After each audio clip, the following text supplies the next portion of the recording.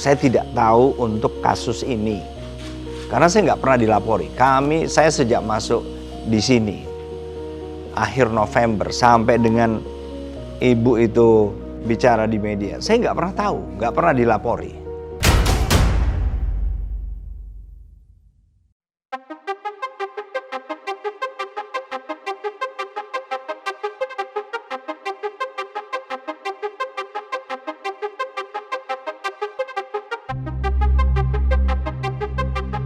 Panglima TNI didampingi jajaran tim hukum TNI menerima ibu kandung almarhum Sersan I Marktian Bayu Pratama, prajurit Kopassus yang diduga meninggal akibat tindakan kekerasan oleh seniornya saat bertugas di Timika, Papua. Didampingi kuasa hukum dan tim Lembaga Perlindungan Saksi dan Korban, ibu kandung almarhum Sertu Bayu menceritakan kejanggalan kematian anaknya serta lambannya penegakan hukum kepada para pelaku.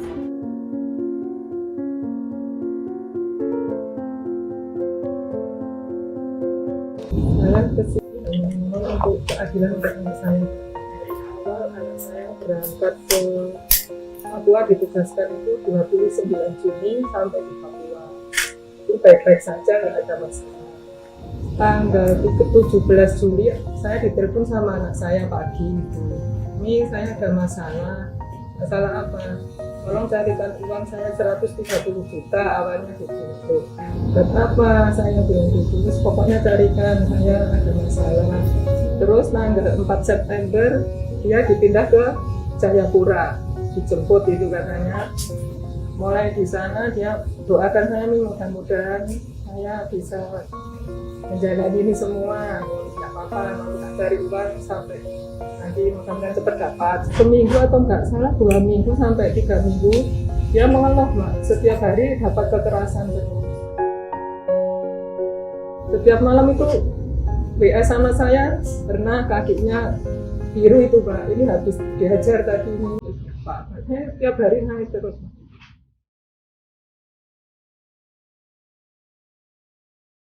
Menurut pengakuan ibu kandungnya, pada awalnya korban terjerat hutang piutang dengan para rekannya.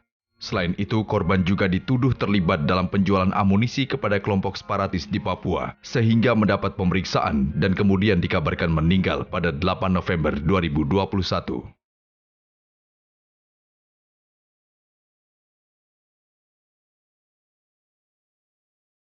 Tanggal 6 November Bayu telepon ke saya. Tak kasih tahu Bayu sudah selesai semua. Tolong nanti setelah ini nggak usah diulangi lagi. Terus tanggal 8 November saya dikabari meninggal ini, Mas. Saya kan kaget. Dan dikabarinya karena anak saya sakit katanya. Tanggal 9-nya jenazah anak saya kan dikirim, Mas, jam 1 siang. Yang perwakilan dari Papua itu Pak Tommy sama ya, mereka yang menjelaskan ke saya kalau anak saya ini tadi malam Bu interogasi terus dihajar sampai lemes itu akhirnya meninggal gitu. Terus itu interogasi atas perintah siapa? Saya bilang gitu. Nggak ada yang merintah kok Bu.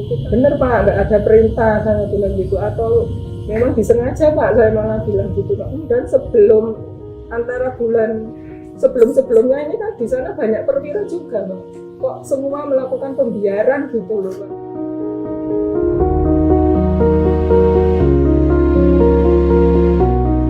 Ya, jadi Bu, saya sudah mengucapkan terima kasih.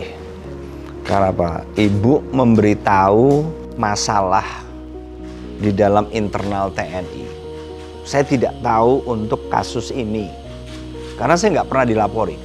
Saya sejak masuk di sini akhir November sampai dengan ibu itu bicara di media, saya nggak pernah tahu, nggak pernah dilapori.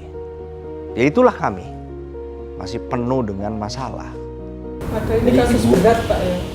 Ya justru itu, kalau saya kan memang membedakan mana kasus tindak pidana yang menyebabkan meninggal itu prioritas bagi saya, apapun masalahnya. Panglima TNI berjanji akan segera menyelesaikan semua permasalahan sesuai mekanisme hukum yang berlaku.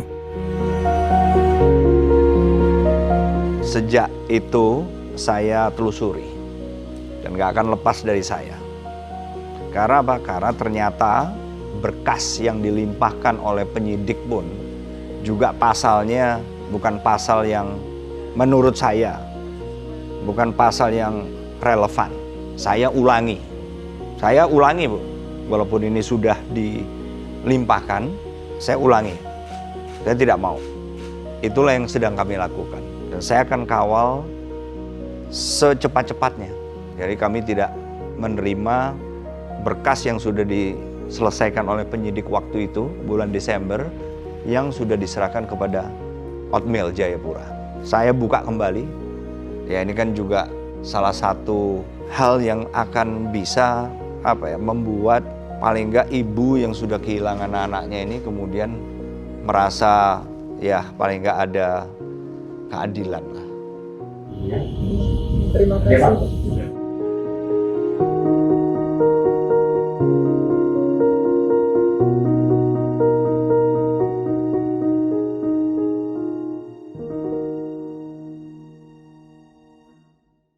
Terima kasih sudah nonton. Jangan lupa like, subscribe, dan share ya.